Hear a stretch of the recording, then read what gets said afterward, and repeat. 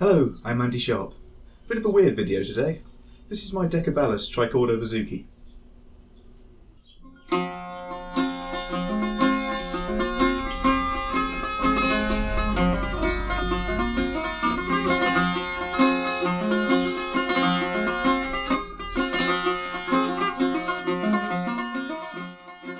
I realise it's a bit of a strange combination of things to be as a person, an Irish folk bouzouki player in the style of Alec Finn, only not nearly as good, and a leatherworking YouTuber. But, well, I am.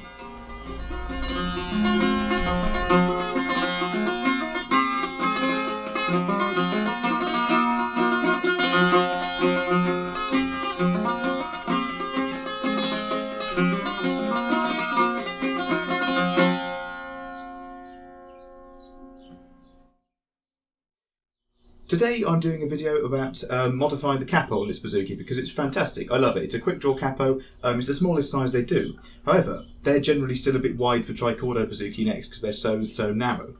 This is one made for banjo or mandolin, so it's got a bit of flop side to side. I feel this isn't helping with tuning stability. I mean, Bouzouki's have always had to tune anyway, but I think that little bit of slop side to side isn't helping me when I'm doing quick transitions, so I'll show you what I mean.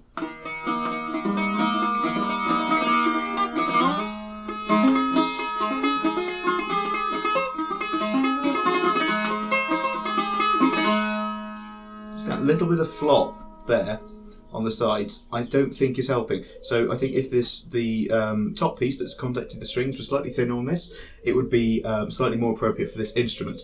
I know a lot of other players have done this. I believe Alec Finn did himself. I'm not quite sure about that, but I think he may have done, and I've certainly seen other Trichordo players with capos of this type of the correct length. So I'm going to take you through disassembly and shortening of this. It's going to be a bit weird, but good.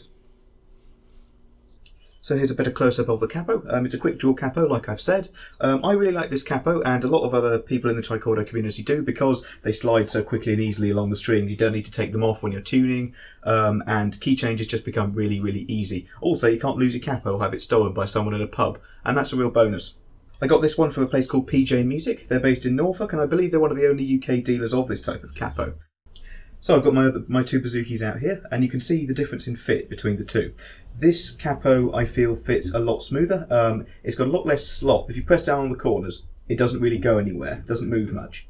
And that's a good thing, because when you move it, you don't want the sides to be lifting up and the strings moving underneath, which I believe happens a bit more on this one, because if you push it there, it's got a lot more wobble in it, because the spring is so far from the edge of the neck here. And there's a lot less neck for it to grip on, like there is in this Bouzouki. Obviously, you can see the difference in width. Obviously, the reason you don't want the capo lifting up at the corners and moving the strings is that you get tuning issues. These unison tuned strings are very sensitive to little changes, and so a little bit of movement here and you end up with out of tune pair. You don't want that. So, as the other capo had about 18mm total clearance either side, and this has about 22, I think I'm going to start with about 5mm of this, because it's going to be slightly more sensitive to length differences on the sides than the other Bouzouki is. I'm happy cutting that extra mil off. Obviously I don't want to cut more than that off, because I can't put metal back on. I can easily cut a bit more off if I like. But yeah, onto the disassembly.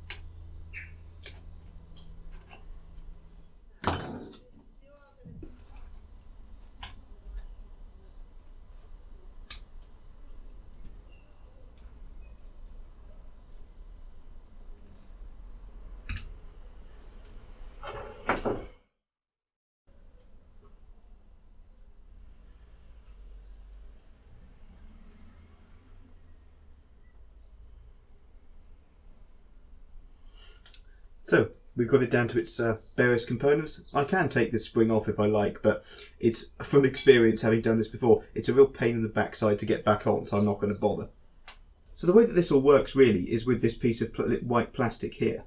Once this piece of rubber's on the end here, I can slide this little plastic piece down, and the tines get further away, meaning that this stays on nice and tight. If I put it back, then it comes off. See the difference in the tines there on the end. So that, I think it's quite a neat little design, this. Now actually, once I've got this disassembled, I've realised that there's kind of proof that it's been slopping about and it's been moving. So you can see a good, 2 grooves on here. That's fine for a pair of strings, I'd expect that. This middle pair doesn't really have much of a groove, and I wondered for a while that actually it's had less tension there. I think that's basically because the bits are so far off the edge of the neck when the tension's being applied that you've got it getting more pressure on this piece and this piece. And actually with the width of the grooves on here, you can see that it's not even sitting in the same place every time. So I think that's some of the issues with my tuning stability, is the fact that this capo hasn't been applying even pressure in the same place for all of these strings. The only thing I need to do now is just shorten everything. So shorten this piece by about 5mm, shorten the covering pieces until they fit, and maybe the spring as well to adjust for the extra tension, but that's about it.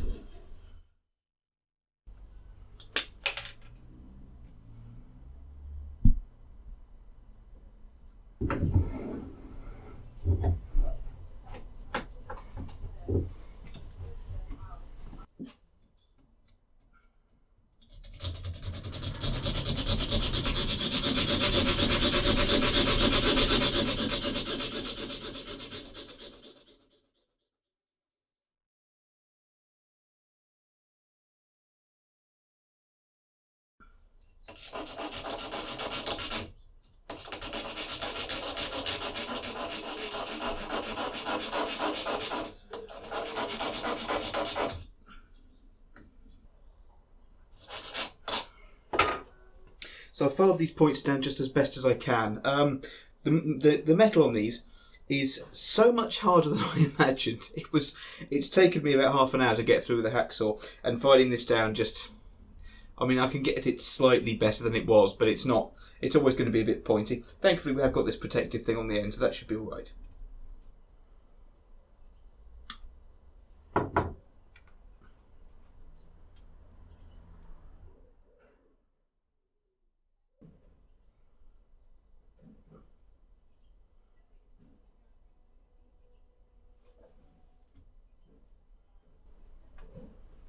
Could be a little bit awkward to get this white plastic piece in, but it should hopefully go in like that. And I find something to shove it with, like an awl, which of course I can't find. There it is. Got to be a bit careful. Probably best to use one with a blunt point so that you don't stab yourself with the hand doing this, but you're a Bouzouki player, you don't need all your fingers, only 3 strings.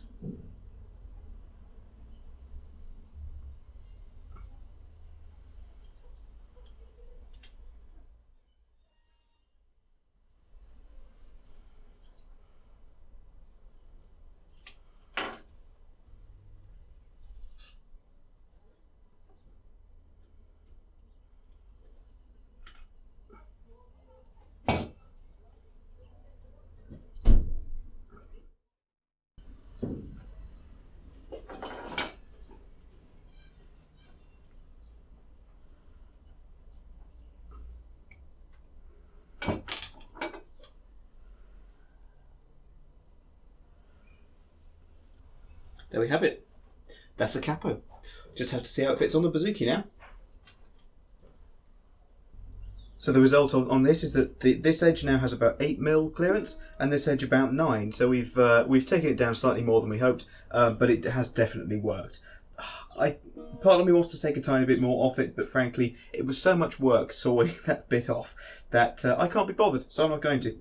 And I'm very glad I did it. I'm going to spend the next few days testing out tuning stability probably, and probably tell you at the end in a bit of a pop-up here whether it had any effect whatsoever. Who knows?